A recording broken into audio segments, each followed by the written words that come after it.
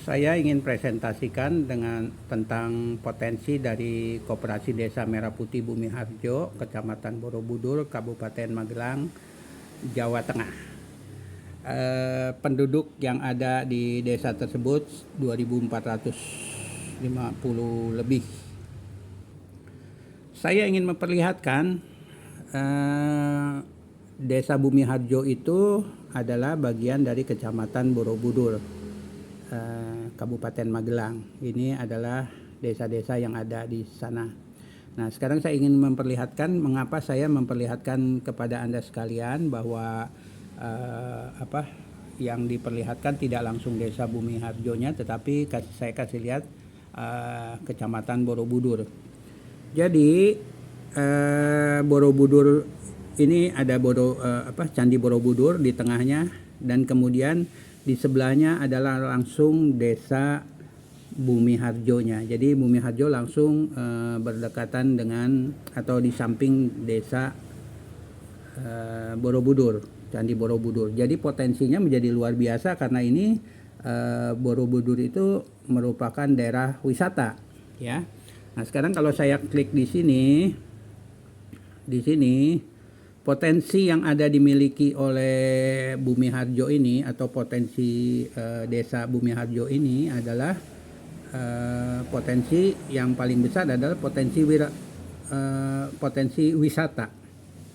Jadi potensi wisata itu menjadi sangat luar biasa. Plus lagi dengan masih banyaknya lahan-lahan kosong di desa tersebut. Jadi ini sebuah potensi yang luar biasa. Begitu ya. Nah, ini adalah desanya. Jadi saya lihat di sini misalnya ada tadi saya lihat ada sebentar. Ada bukan homestay tapi ada, nah ini ada rumah, namanya rumah apa? Nah, ini rumah kompos Bumi Harjo. Jadi rumah kompos Bumi Harjo kalau kita klik, nah ini rumah komposnya ya. Ini ada nomor, kalau kita pergi ke situ ada nomor WA-nya di rumah kompos itu ya. Nah, jadi ini memproduksi kompos dan beliau ini ada di WA grup kita nih, anggotanya ya, ada di WA grup ya. Ini ada rumah kompos dan kemudian ada tempat-tempat lain yang luar biasa. Jadi karena ini luar biasanya karena ini daerah wisata ya. Oke. Selanjutnya ketika saya mengunjungi websitenya Koperasi Desa Merah Putih Bumi Harjo ini, ini ada hal yang luar biasa karena saya ketika berkeliling-keliling ke koperasi-koperasi Merah Putih ini, saya baru menemukan koperasi inilah yang punya visi sama misinya ya. Jadi kalau pergi ini adalah visi sama misinya semuanya ya. Ini saya sedang simak, nanti satu persatu memang saya mau ini kan. Nah, ada goalnya. Nah, yang paling penting jadi peran saya adalah sebenarnya bagaimana visi sama misinya itu diimplementasikan atau dilakukan gitu ya, dilaksanakan gitu ya. Ya, nah sekarang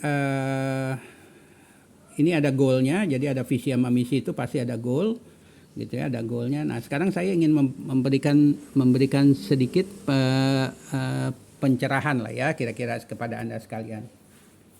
Jadi karena ini yang sering kali terjadi dalam pengamatan saya.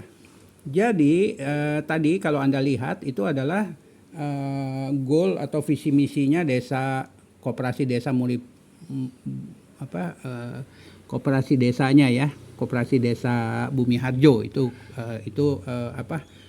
visi dan misinya dan goalnya sudah dijelaskan gitu ya. Nah jadi kalau Anda lihat goal itu adalah hasil dari yang sumbu ke atas itu namanya passion, semangat untuk menginikan, dan kemudian yang sumbu mendatar itu namanya sistem ya. Nah, untuk mencapai goal itu harus kombinasi antara passion dan sistem Jadi harus kombinasi antara sistem gitu ya. Nah kemudian harus ada, kalau Anda lihat saat ini sampai goal, sampai yang tadi goal itu ditentukan situ, ini terdiri sebenarnya timeline, waktu.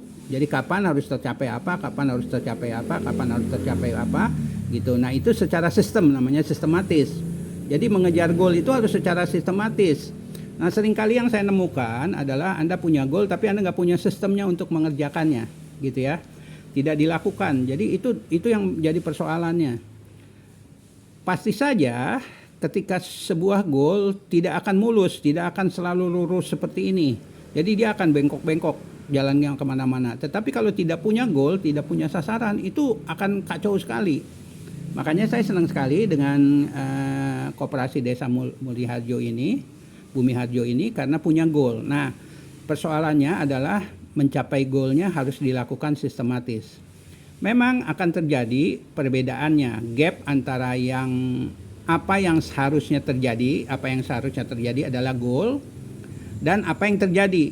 Jadi kalau ngomong goalnya itu nggak tercapai, tapi kalau goalnya nggak tercapai bukan dibuang begitu saja, tapi dipelajari bagaimana, kenapa, penyebabnya gitu ya, tidak terjadi gitu ya. Ya baik, itu pengantar saja untuk kita diskusi lebih jauh dengan rekan-rekan di WA Group. Ini adalah kasus yang bagus sekali karena tadi hal yang paling penting, karena peran saya adalah menerapkan ini, mengejawantahkan, membantu menerapkan ini, visi sama misinya ini. Jadi makanya video ini sedikit panjang sekali karena saya harus menjelaskan, karena itu yang akan saya lakukan dengan Anda-Anda sekalian yang menjadi partnernya kami. Terima kasih.